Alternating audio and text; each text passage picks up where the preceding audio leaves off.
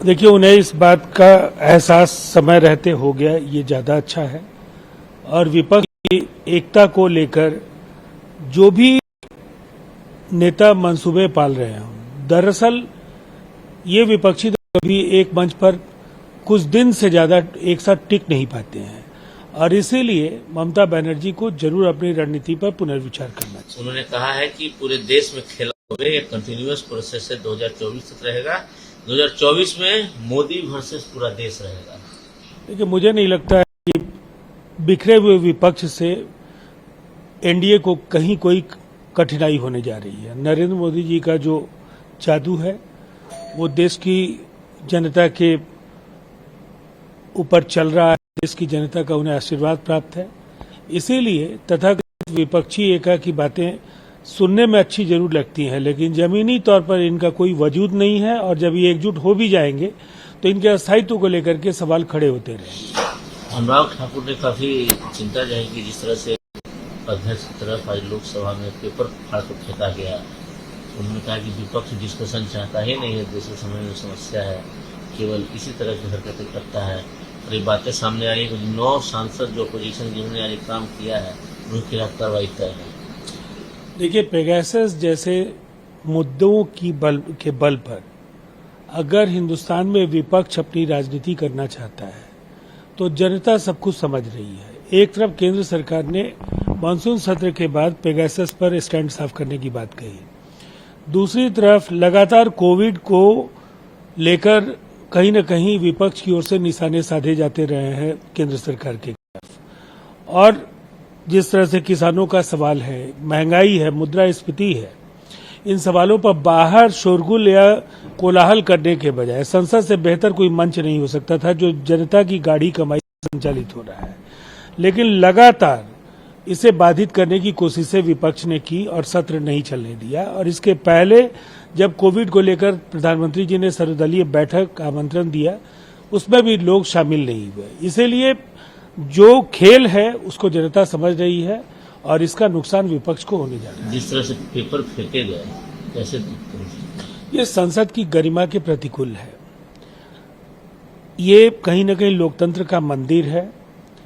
जो भी राजनीति के विद्यार्थी हैं, जो लोग राजनीति को शुचिता, पारदर्शिता, नैतिकता का एक मानदंड मानते हैं, उनके लिए ये निराशा भरा दौर है। और ऐसी घटनाओं से कहीं न कहीं विपक्ष का चेहरा कलंकित हो रहा है। ये है कि नरेंद्र मोदी, संबित पात्रा की तरफ से कहा गया कि नरेंद्र मोदी सभी चीजों को डिस्कशन करना चाहते हैं अपोजिशन से। राहुल गांधी को कोरोना से ज्यादा पेगासस पे चाहते हैं वो डिस्कशन। देखिए, निसंदेह इसमें कहीं अब कोई शुभा नहीं होना चाहिए। प्रधानमंत्री जी ने कोविड प्रबंधन को लेकर सभी दलों को आमंत्रित किया। सर्वदलीय बैठक में कांग्रेस समेत विपक्षी दल नहीं पहुंचे। संसद के सत्र का जिस तरह से नुकसान हुआ है, कहीं न कहीं एक ऐसी परिस्थिति है कि पिछले अनेक सत्र विवादों और प्रत्यावरोध के शिकार हो चुके हैं। दरअसल हिंदुस्तान की जो बड़ी समस्याएं हैं, उन समस्याओं पर केंद्र सरकार और विपक्ष का नजरिया क्या है, जनता ये जानना चाहती है और उसे राहत मिले, ये चिंता का विषय है। लेकिन इसमें कहीं न कहीं विपक्ष विफल हुआ है। कमल हसन कमल हसन की मीटिंग है, पार्लियामेंट्री पैनल जो है शशि थरूर को मैटर है cinematography amendment bill pay Kamal Haasan की राय जानने के लिए इनको दिल्ली बुलाया गया है। निसंदेह फिल्म उद्योग के एक ऐसे स्तंभ और एक विराट शख्सियत के मालिक हैं कमल हसन।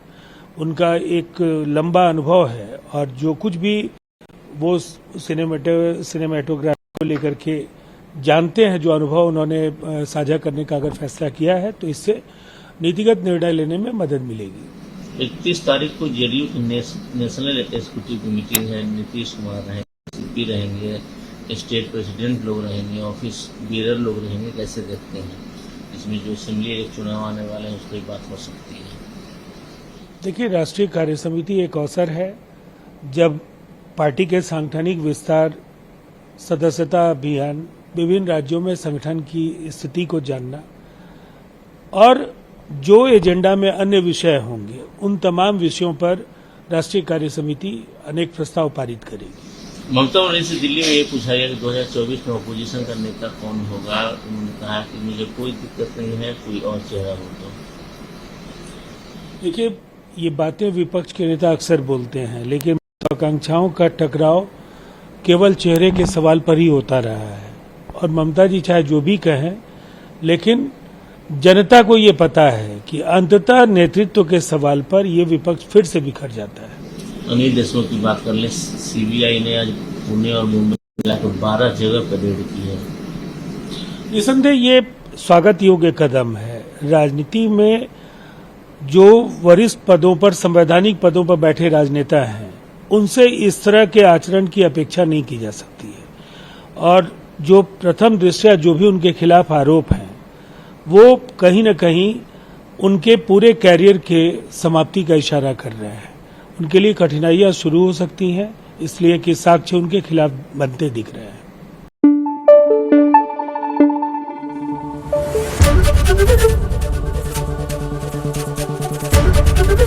एबीपी न्यूज आपको रखे आगे।